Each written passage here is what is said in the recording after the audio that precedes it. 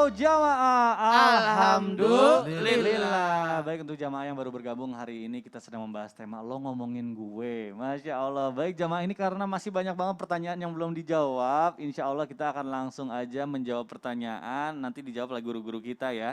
Ini pertanyaan pertama dari hamba Allah, ini masuk ke Instagram. Assalamualaikum Ustadz. Bagaimana menghadapi ipar yang bermuka dua, Ustadz? Ipar saya ini selalu minta uang sama suami saya. Kalau saya nggak keberatan, tapi ipar saya bilang saya melarang suami untuk beri uang dan katanya saya nggak suka. Akhirnya suami saya marah kepada saya, padahal saya nggak tahu apa-apa dan sekarang saya malah diusir sama suami. Dan saya lagi pulang ke rumah ortu saya. Apa yang harus saya lakukan sekarang? Saya gengsi, Ustadz harus minta maaf duluan. Saya nggak salah, saya yang kena fitnah. Waduh, ini masalah rumah tangga, masalah keluarga nih. Gimana Ustadz Ahmad Ridwan nih? Baik, bismillahirrahmanirrahim. Ini pertama saya ingin katakan kepada suaminya ya, mudah-mudahan dia nonton. Amin, Allah amin, mengulang amin. 2 kali ayat ya, fatabayyanu. Quran surat An-Nisa ayat 94, kemudian Al-Hujurat ayat 6. Apa maknanya? Setelah turun ayat ya ayyuhalladzina amanu, kata Abdullah bin Mas'ud, simak baik-baik. Apakah perintah atau larangan? Kalau perintah, Allah ingin datangkan maslahat. Kalau larangan, Allah ingin jauhkan madarat.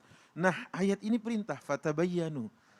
Tabayun dulu dong, cek ya kan, tanya bener nggak dia ngomong gitu, apalagi satu atap, satu kamar, satu Betul. ranjang bahkan sama istri, kan bisa komunikasi. Jangan sampai akhirnya antusibu qauman bijahalatin fatusbihu ala ma fa'altum nadimin. Nanti akan jadi penyesalan atas sikap yang Anda lakukan, itu kata Allah. Nah, untuk mbaknya bersabar ya, jangan-jangan ini bagian dari cara Allah mengangkat derajat mbak.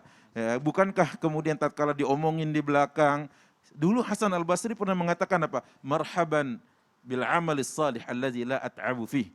Selamat datang wahai amal salih yang aku tidak perlu berlelah-lelah untuk mendapatkannya. Masya Allah. Ya kan? Ipar melakukan itu, jawab dengan ini tadi. Marhaban bil amalis salih alladzi la at'abu fih. Wallahu a'lam. Masya Allah. Jadi kita harus agak senang juga kalau diomongin orang ya. Karena dosa kita berguguran gitu ya. Masya Allah. Tapi gak usah request diomongin. Jangan request juga minta diomongin. Nah, mudah-mudahan juga ya udah gengsinya mulai-mulai pelan turunin buat minta maaf. Baik. Ini ada pertanyaan kedua, langsung kita jawab dari Instagram @sfrnizah20. Assalamualaikum Pak Ustadz, saya mau bertanya, bagaimana menyikapi pedagang yang suka ngomongin pembelinya di belakang? Misalnya tante saya beli kentang setengah kilo, karena emang butuhnya cuma setengah kilo. Tapi ternyata si pedagang itu ngomongin tante saya ke orang-orang. Katanya si Anu kalau beli setengah kilo doang, pelit banget orangnya. Dan tante saya itu dengar dari tukang sayur langganannya, otomatis nama tante saya dikenal orang-orang jelek. Padahal apa salahnya beli cuma setengah kilo. Akhirnya tante saya memutuskan buat negor pedagang itu dan beli di situ dan nggak beli di situ lagi. Apakah yang dilakukan tante saya itu adalah salah, Pak Ustadz? Mohon penjelasannya nih. Bib, gimana Bib? Ini masalah pedagang sama pembeli nih. Beli setengah kilo emang butuhnya setengah kilo doang, tapi diomongin. Mohon penjelasannya Habib, silakan. Baik, subhanallah, memang mulut ini subhanallah lisanul jahil fitara filisanihi. Kata Sayyidina Imam Hasan Al-Basri, beliau mengatakan lisanul jahil fitara filisanihi.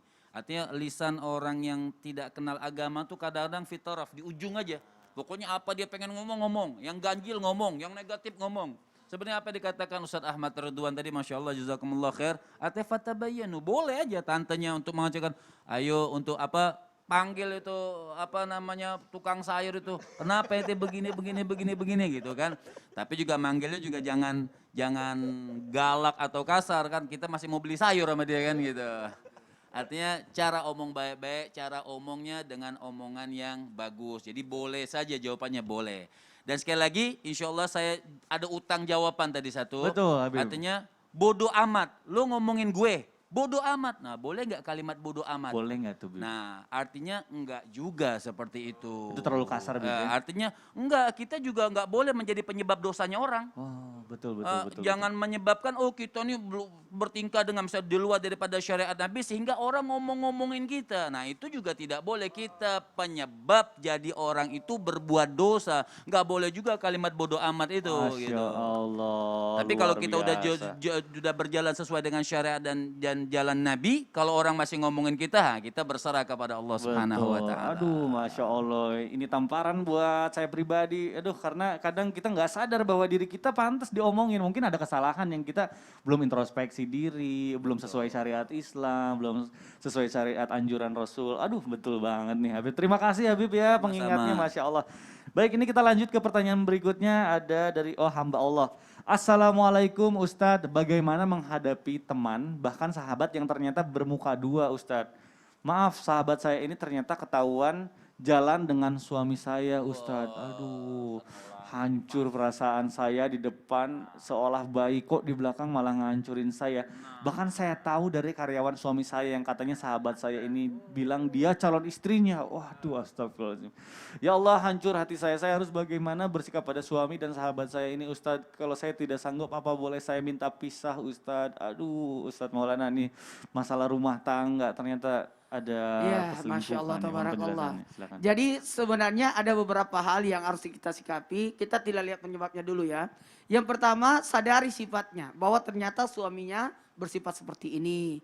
Nah, yang pertama, yang harus ketika kita sudah sadari sifat pasangan kita, maka betul tadi, unna libasul lakum wa antum libasul lahunna. Kita tetap menjaga prokesnya ini, protokol kesehatannya ini. Apa itu? Jaga rahasia. Kemudian tetap berbaik sangka. Bagaimana cara tetap berbaik sangka? Banyak bertanya baik-baik. Mohon maaf, tabayun itu penting. Tabayun dulu Tabayun ya Ustadz. dulu. Jangan sampai justru atas apa yang kita curigai ini justru kita yang salah. Kemudian mohon izin Mbak yang bertanya ini banyak-banyak bersabarlah. Yang pertama bersabarnya apa? Falyakul khair auliyasmut. Berkata baik atau sekalian diam. Kalau kita tidak bisa mengontrol pembicaraan kita, jangan sampai justru bicara kita yang meregut kita sebenarnya. Betul. Reaksi kita yang jadikan patokan bahwa kita itu buruk. Kemudian tahan emosi, kan ini sudah memancing emosi. Kita aja yang dengar emosi, Kita aja emosi, kita aja yang dengar emosi. apalagi yang merasakannya Jadi Ustadz. apalagi yang merasakannya. Kemudian bersikap memberi nasihat, ingatkan dia, sadarkan dia. Karena kadang-kala kan laki-laki itu kan digoda, bukan dia mau, bisa jadi digoda. Seperti itu. Mudah-mudahan terjawab semua, segera diberikan solusi yang terbaik dari Allah Subhanahu wa taala. Amin amin ya rabbal alamin. Baik jamaah, alhamdulillah meskipun tidak semua tapi sebagian sudah dijawab pertanyaannya. Terus kirimkan pertanyaannya ke sosial media Islam itu Indah, mungkin di next episode bisa dijawab. Nah, sebelum kita tutup, insya Allah kita akan berdoa dulu dan dipimpin oleh guru kita Habib Muhammad. Silakan Habib. Bismillahirrahmanirrahim. Amin. Alhamdulillahi Rabbil Alamin. Amin, ya Allah. Allahumma salli wa sallim ala Sayyidina Muhammadin wa ala ali Sayyidina Muhammad. Ya Allah, Amin, ya Allah. berkahi acara kami pagi hari ini. Amin, amin. Tidak lain dan tidak bukan acara ini, ya Allah, mengingatkan kami semuanya bagaimana buruknya daripada sifat munafik. Ya Allah, hindarkan kami semua daripada sifat munafik yang dibenci oleh Allah Subhanahu wa taala. Jagalah lisan kami, ya Allah. Amin, ya Allah. Jagalah perkataan kami, ya Allah. Jagalah hati kami, ya Allah. Berkahi kehidupan kami, ya Allah. Amin, ya Allah. Selamatkan kaum muslimin dan muslimat, ya Allah. Dengan berkah Nabi sallallahu alaihi wasallam wa sallallahu ala sayyidina Muhammadin wa ala alihi wasallam. Alhamdulillahi rabbil alamin. Amin amin ya rabbal alamin. Alhamdulillahirabbil alamin. Di pagi hari ini kita sudah belajar bersama-sama. Mudah-mudahan ilmu yang kita dapatkan di pagi hari ini bermanfaat untuk kita semua. Sekali lagi saya ingin berterima kasih sedalam-dalamnya kepada guru-guru kita, kepada jamaah yang sudah menyaksikan Islam yang indah. Akhir kata saya Mikdad Tadausi mohon undur diri, mohon maaf apabila ada salah-salah kata. Wabillahi taufiq wal hidayah. Wassalamualaikum warahmatullahi wabarakatuh. Waalaikumsalam warahmatullahi wabarakatuh. Subhan